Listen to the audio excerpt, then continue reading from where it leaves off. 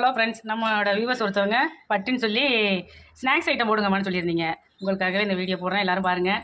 இப்போ ஒரு 1/4 கிலோ பச்சை பயிறு எடுத்திருக்கேன். இதை நல்லா ஒரு 6 மணி நேரம் ஊற வச்சு ஒரு டம்ளர் தண்ணி வச்சு நல்லா ஒரு 5-6 விசில் வச்சு எடுத்துக்கணும். இது போல் நல்லா வேக வச்சு எடுத்து வச்சுருக்கேன். அதுக்கு ஒரு 150 கிராம் நாட்டு சக்கரை எடுத்திருக்கேன்.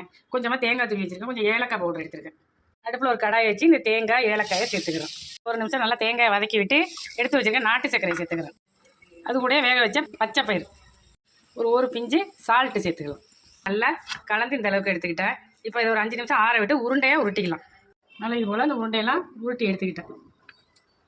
மைதாவை எடுத்து கரைச்சி வச்சுருக்கேன். அந்த மாதிரி மைதாவில் போட்டு சூடான எண்ணெயில் போட்டுது செவரை வச்சு நல்லா எண்ணெயிலேருந்து அரைச்சி எடுத்துக்கலாம். இது சாப்பிட்றதுக்கு சூப்பராக இருக்கும். நல்லா ஹெல்த்தியானதும் கூட. குழந்தைங்களுக்கெல்லாம் இது போல் செஞ்சு கொடுங்க. எண்ணெயெல்லாம் அதிகம் முடிக்காது, ரொம்பவே நல்லாயிருக்கும். இது போல் நீங்களும் ஒரு முறை ட்ரை பண்ணுங்கள். நெக்ஸ்ட் வீடியோவில் பார்க்கலாம். பாய்.